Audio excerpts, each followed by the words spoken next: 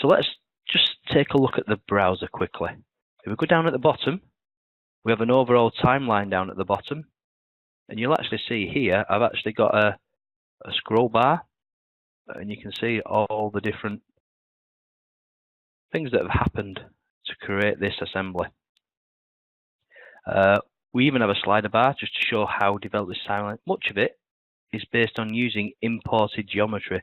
So there's a lot of imported geometry in here. In the browser, if I activate the blade holder assembly, so down here, if I hover, these are all different components.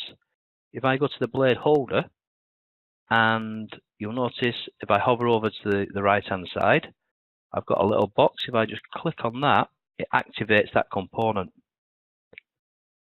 You will see the timeline only displays now the features that I used to develop this particular shape. And if I go back to the top level of the design and activate it, so back up to the top to activate, click it, you'll see that the whole timeline comes back again. So to create a new component, I have a couple of options available. You can create a component while creating geometry. A bit like yesterday, using an extrude command, a revolve command, you've got the option there to create a new component straight away. I can, in the assembly drop-down, create a new component here, and it tells you would like a new component, or you can go to any component in the browser. Now, if I wanted to on this, if I right-click, I can create a new component. Now, if I did that, that would be a sub-component of that particular assembly, or that component. So what I'm going to do is I'm actually going to make it under this top level. If I right-click, go New Component, you'll see my browser at the side. I've got this new component, and it is active. Everything else is grayed out. If I click once, twice slowly, I can rename this. I'm going to call it Crank Arm. Now I've got Crank Arm there. Even though the rest of the assembly is grayed out, you'll see as I hover over it, my mouse, my cursor, you can reference anything that's in there. So I can pick up on an edge, I can pick up on a face. I have the ability to extract data from anything that resides within this drawing. You can, of course, go over to a component in the browser, so I can actually, in the browser itself, I can pick each one of these and select them from there. And also, if I right-click on any of these, I can actually make them deselectable. So selectable, unselectable. So if I don't want to actually be able to select them, a bit like for Inventor users out there, it's the enable disable. So I can actually enable and disable components so that they can't be selected in this context. The first thing I'm going to do, if I spin this round now, I'm actually going to create a crank arm between this hole here and the pin that resides there. And the way that it wants to sit, this is actually an arm that comes out, and I want to create a work plane mid between this face here and the underside face.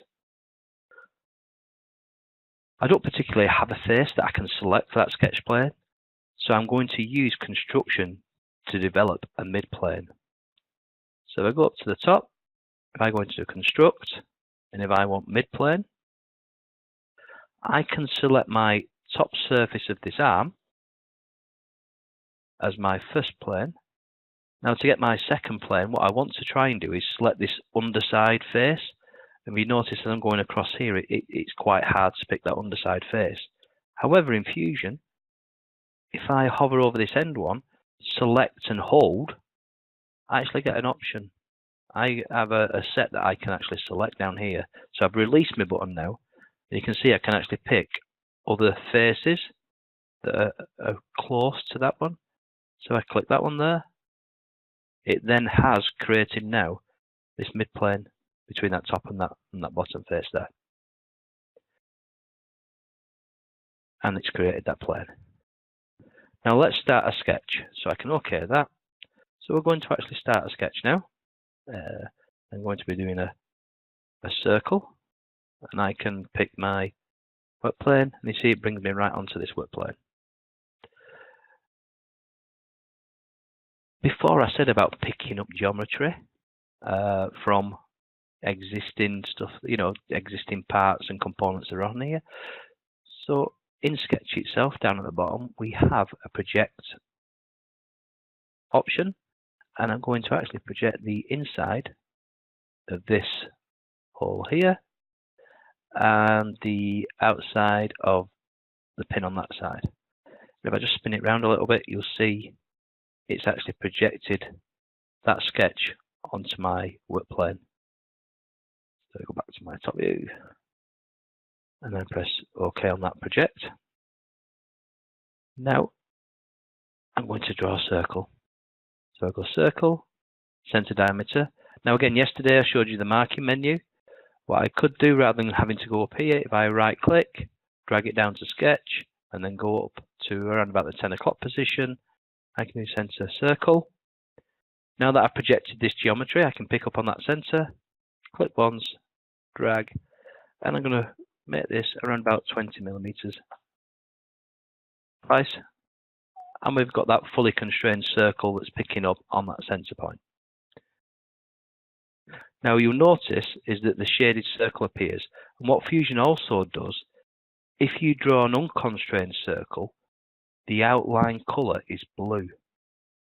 So if I just was to draw another circle, and I just drew it up here somewhere, you'll notice now it's shaded, obviously, because it's an enclosed area, but the outline of it is blue. Using the sketch palette, I can pick up a constraint, so I can use the equal constraint, and I can say make this circle equal in diameter to that one, and you'll see I now get that circle constraint. I have to press escape to get out of my previous command. Now at the moment it's still blue, because what I've got, I can still move it around, it's not constrained. I can pick up on this point, and I can just, alright, held it for too long, pick up at this point and drag it. If I come to the circle there and release, you'll notice now it's fully constrained. We've got our constraints, and now I've got into the point, and the circle shape is gone dark. You'll also notice the projected geometry. The colour of it is like a purple colour. So if I'm on here, the actual projected geometry, the centre, it comes up a purple. So there is a bit of a colour scheme going on within Fusion that gives you an idea of what is happening with each line that you're drawing. Now what I'm going to do, I'm going to connect these 2 points together, and I'm going to use the 2-point rectangle. Again, I could either come up to the top or in the marking menu, come down and go 2-point rectangle. What I'm going to do with Fusion here, I'm going to actually just pick my first point to be on this circle here. And as I pull and drag it away, I'm just going to click and attach it to that point there. Now you'll notice now it's actually constrained these two. I just escape once to remove now. What you'll notice in Fusion, whilst I'm still in the command, as I'm moving the cursor around, you'll see it's got the rectangle icon, 2-point rectangle. That's just indicating that I'm still in that tool. So I'm still, next thing I'm going to do, if I'm not careful, is draw another rectangle. If I escape once out of that, it keeps me in my sketch environment, but it removes that command that I was using. I can now pick up this and drop it down. You'll notice that this side keeps to the circle, but these don't. If I was just to bring this point here, attach it onto the circle, now it's constrained the rectangle to the actual circle on both sides. So if I pull it up and down, I can adjust that size.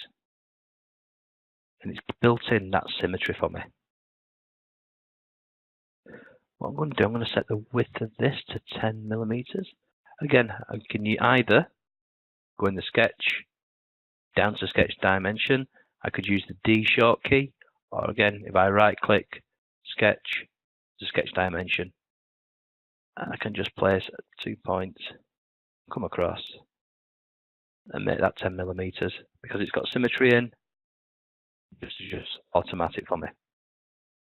and it goes black because it's now fully constrained. One of the things I can do, again, you'll see I'm still in the dimension. Press escape. I can here just change some of these lines to construction if I want to do. So just press construct, click on the line, press construct, and it changes it. Click on the line, press construct. It gives me a blue pattern there.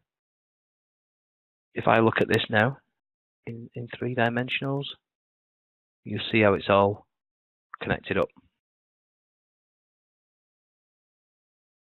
I'm going to now stop sketch.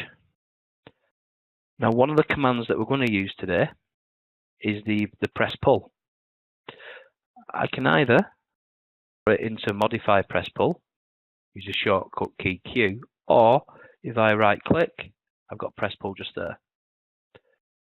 Now at the moment it's just saying press pull on the dialog box. If I was to hover over this circle and select it, you'll see automatically it changed to extrude. You can also use it to move faces or resize faces. It's actually a multifunctional tool, so it's pretty great for direct modeling. But it can also create features inside of parametric model, and you can apply fillets with this same tool. So we've grabbed this circle sketch, and what we can do is we can start to drag it up. You'll notice that we've got the same icons that we have with extrude before. We can start from the profile plane, we can offset it a little bit, or start from an object. We can go from one direction. We can have two-sided where we can change one side and the other, or we can be symmetrical. This one we're going to be symmetrical. We can either, the measurement that we put in here, can either just be half of it, or it can be the full length. I want to make sure it's the full length. And the distance that I'm going to put in here is 13 millimeters. I could have put a taper angle in if I wanted to. And you can see there, I can put a new body or a new component. We're already creating a new component, so I'm just going to leave it at new body and press OK. Now, as usual, when a sketch is used for a feature, its visibility is turned off. So you see now that sketch is gone. But by going into the browser, so the browser for this crank arm, if I open it up, you'll see I've got sketches. If I open up my sketch, you'll see that the light bulb is out at the minute for that sketch. If I click on it, the light bulb turns back on again, and now you can see my sketch, and I can select it.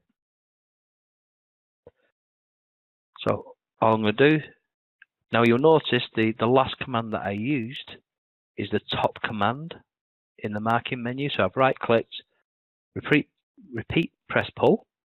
I'm now going to select this circle on this side. Again, I can pull it up, profile plane, it's gone to extrude. This time I'm going to actually do it two-sided. So you'll notice I've actually got 2 arrows now. I can select one up and one down. This is because we've got a clip on the top with this pin to stop this coming off, this crank arm. And we've also got a boss down at the bottom that we want to make sure that we avoid. So the distances that we need to do is I'm going to pull it down 3 millimeters. And I'm actually going to pull it in a distance going upwards of 4 millimeters, wrong way around, 3 millimeters and 4 millimeters going up. So you see we've got a little bit of clearance there, and we've got a bit of clearance on the boss. Now the operation here is asking for a new, it's initially coming up with a new body. What I can do, I can actually change this to join. Now even though they're not touching at the moment, because they are the same component we're working on, it will actually relate them both together. So if I press OK there, you'll notice the sketch still stays on that we've got. For the middle, what I'm going to do, I'm going to extrude. Rather than use the press pull, I may as well just use extrude. Now I could go up to create extrude or use it from the top there, or I can just use the shortcut key E to extrude. Select the profile, and then as we're working down there, we will extrude it. Just let it check on my dimension, 6 millimeters symmetrically. So I'm going to do symmetrically, both sides, whole distance there, 6 millimeters. And again, you'll notice it automatically went to join because the feature or the sketch overlaps some existing features, bodies that we've got in here. So it's automatically took that as a join command. Press OK. You'll see now we've got that there. The key here is that with traditional parametric tools, where you ask you to declare things ahead of time, that this shall be a new component or this is going to be a new part, Fusion is different. It allows you to modify that structure. If for this arm I wanted to make it a welded part from 3 components, so this boss at the end, boss at this end, and the bar between them in the middle, I can come down to the timeline and modify each part feature to be a new component. So each one of these extrudes that I created there, if I want to go back and edit it here, so for the second one there, if I double click, I can actually go back into it and I can put new body. And that will automatically create a new body. And again, I can go into the crank arm. If I want to change the size, want to change the distance, just double click it, dialog box, I can just change that to 8 for whatever I want to do. Change it from a join to a new body. And it does it automatically for me. So it is really a real flexible way of working. Now what I'm going to do is turn off the sketch. So if I go back into the menu, turn off the sketch, and it's gone from in. I can just close that, collapse that down a bit for my crank arm. This is where now we can use our press pull tool again. If I right click, go to press pull, it's asking me again, press pull. It doesn't know yet what type of press pull operation it's going to do. Selection, what I'm going to do is select this edge there. Now you'll notice straight away it goes to fillet, because Fusion, when it's seen an edge there, the type of edge it is, it automatically thinks it's going to be a fillet. Click again, the bottom face, and again I've got a manipulator arm, so I can actually pull this out if I wanted to. There. I've got a dialog box, so I can change that to 3mm if I want to do that. Again, on this side here, I can change it. So we've got our standard fillet operations that come in there. So okay. So we spin that round. Now we were looking into this little bit here on this side. This time I'm going to select these 3 faces there, or sorry, edges. So again, I'm going to start the press pull tool. I'm going to select that edge, and if I hover around here, I can actually pick that edge as well. If I start pulling this out, and again, I can modify, and I'm going to actually put that at 3.5. So you can do a lot of functions with this. From a first-person user standpoint, it's really handy for helping someone who is new to solid modeling, who is probably going to be apprehensive with what they're trying to do. Being able to walk them through a simple exercise, we can be able to use the same tools to develop some really cool shape. It's a nice way to introduce people to these concepts. It's a great way to break the ice and get them into being successful early on in solid modeling, without having to worry about the finer points of structure and creating a bunch of different sketches and doing all that sort of crazy thing. I think really using this is a really nice approach. Let me do just a couple of other things here. First of all, I'm going to go to sketch, and I think what we're going to do is we'll put a little bit of a point on here. So let me just turn this around a little bit here. If I go to sketch, slot, center to center slot, I'm going to pick on this face here. So again, I can just pick the face. Now if I hover over the center, you'll see it picks up the center, and I can just get the dotted line, and I can actually pull this and get hold of it. So just my mouse line, there we go, and pull it across. You'll get the dotted line, and I can actually just pull, click once, make sure I don't select anything there, click twice, and pull it up and create a slot. Now it's gone blue, so it's not constrained. You'll notice I've still got the slot symbol at the side of my cursor, so I need to press escape to get out of that. Right clicking, I can go now to sketch dimension. And what I want to do is put a dimension here from the center to center, pull it up. And if we make that, say, 17 millimeters, it moves across that center. And then we do the same, right click from that point to this center here, and make that one, say, 16 millimeters. Pulls it out, and finally, if I click the outside of this, pull it down, I can make that 1.5 millimeters. There. Now, one thing that I have noticed while I've been doing this, if I'm hovering around on like this assembling and components, and I want to then do you notice how it's selecting stuff here. If I was to right click and do, see already it's selected that, press pull, it'll think I'm trying to do it with that part there.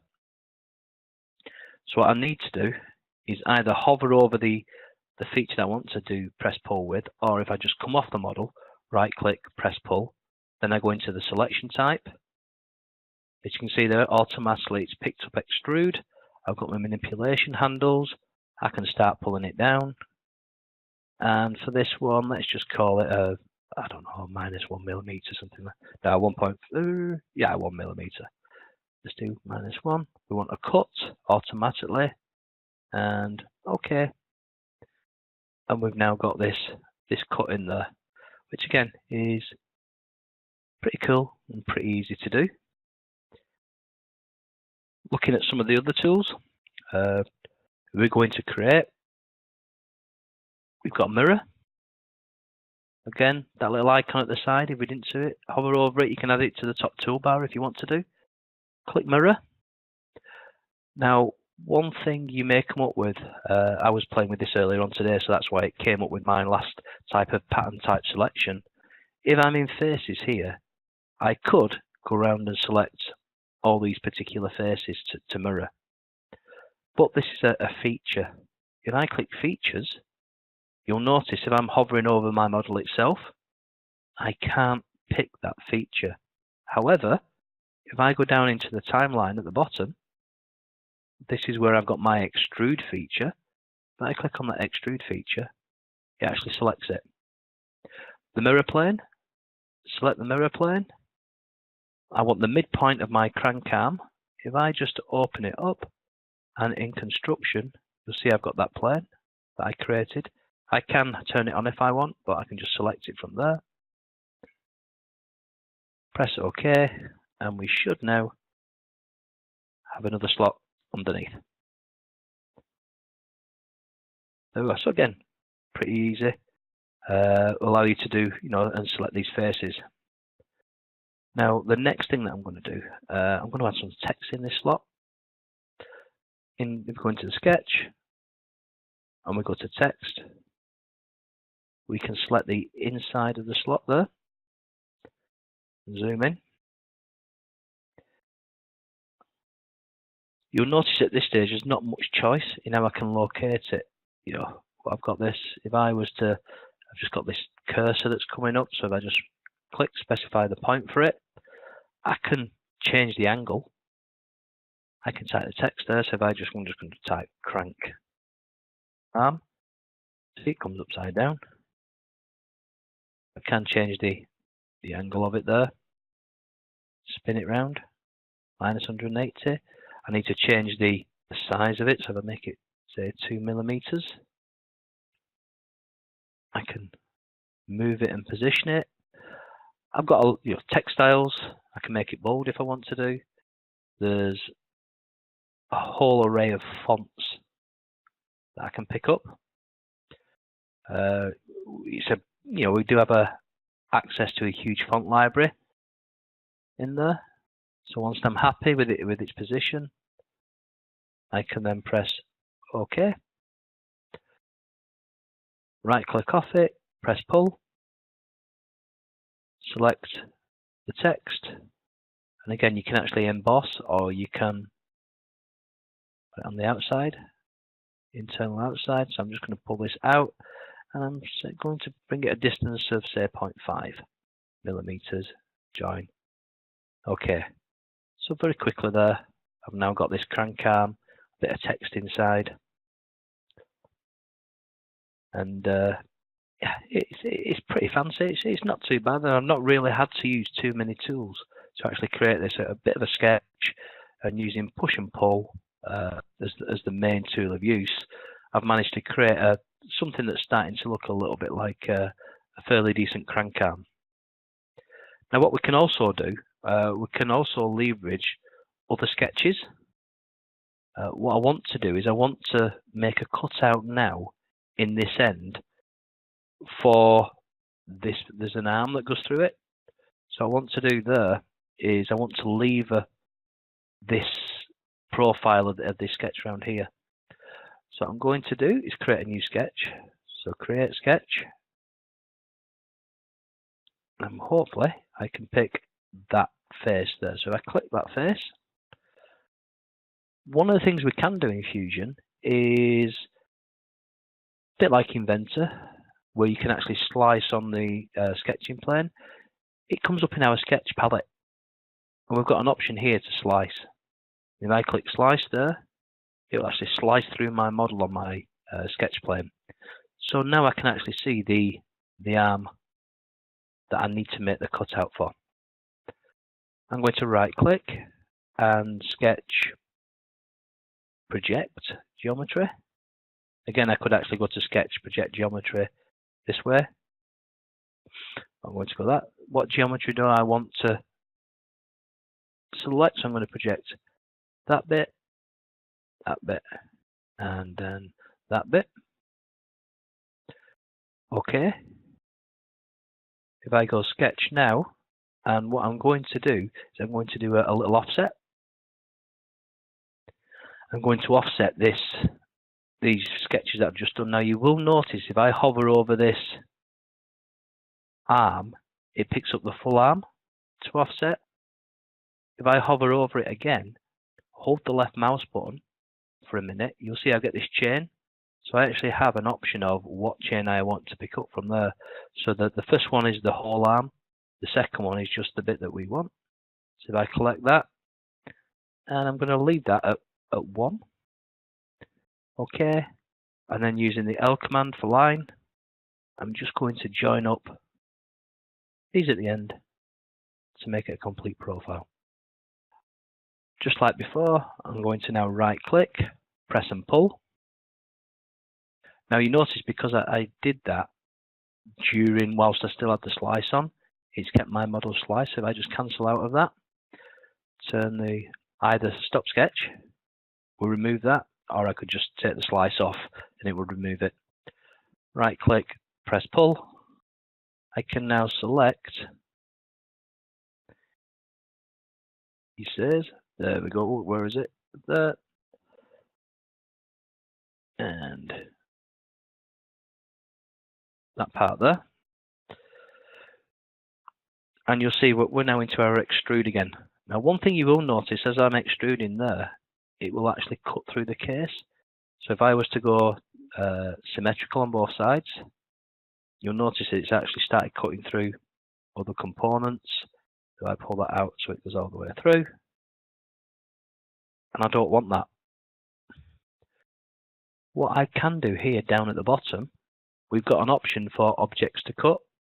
And if I open this out, you'll see if I can remove the tick from the gear housing and from the reciprocating arm there, the casing, and it will only now cut through the actual crank arm. If I go OK, it's now got this. There we go. You will notice if I focus in on this front view down here that there is a little bit of collision between this arm and the end there. We could actually just use the press pull tool again. And if I was to just select that face, I can just remove and pull that face a little bit further down. Okay, and if I wanted to now, using the press pull tool again, I could actually add some fillets on if I wanted to do on the sides here. And press pull again. I can actually put some internal fillets in here if I wanted to. So it's quite a nice little tool for doing things like that. So if I just zoom out a little bit and spin that round. So again, quite easy, quite a nice tool to use. Whilst we're in just this environment now, we've just created this component. What I want to do is just have a quick look at physical materials. Yesterday we looked at appearances and overrides, being able to change the color of the model. Today I want to talk a little bit about physical material. So what we can do, I can actually right click, I can get physical material there and appearances there, or by going into the actual component itself at this corner, right clicking, I can go physical material. Again, it looks very similar to the appearances box we looked at yesterday. You've got the ability to change and look at different libraries. So you can have your favorites library or non-linear material library. We've got ceramics. If we go into metal, we've got lots and lots and lots of aluminium before we get into the copper and other bits. What we can do, if we wanted to change, if we wanted to make this into now, say, an aluminium, just go back up again, so just into aluminium and drag and drop. It's now changed the appearance to match the aluminium appearance. It changed the colour and it's actually put the material up into this in this design. And if I wanted to change anything, if I double click on this box, sorry, I might have to just move it over again. Double click on this box, I can actually change like the density, get into more information about the material itself. So I can change the colour and physical appearance of it. It may or may not change the appearance much, but we have the ability to make these modifications. You can actually copy the materials as well and create your own library. Some of the materials are non-linear, so when you get to stress analysis, or when we get to stress analysis, depending on the material, it will allow for a different type of analysis. Some of them may not be downloaded, so you may have to download. So again, if you're scrolling down in the library, you would get is a little arrow at the side, a little down arrow with an underscore line, and that would indicate that it would need to be downloaded. And it's just a quick, simple click, and it will actually download for you. So that's really just materials. And one of the things that you may get if you're ever doing the ACU exam is, whilst a lot of the questions on the exam need you to measure something, whether it be the volume, whether it be the mass, whether it be an area. If it's an area or a distance, you can use the inspect tool, measure, and you can actually just highlight something like that, and it'll give you the loop length of that sketch, the area of that particular surface that you've got there. If I come into the actual arm itself and right click, if I then go into properties, so depending on the material, we've got the area, we've got the density, because we said it's this aluminium, so it's picked up the density from there, and it gives us a mass and a volume. It tells us the physical material that we're using, and there's lots of other stuff there, centers of gravities and information that you can pick up. So if you're ever actually doing the exam, what it wants you to do is actually type some information, usually out of the properties box or from the inspect. So that's just a little hint there when it's looking at stuff. So just cancel out of that.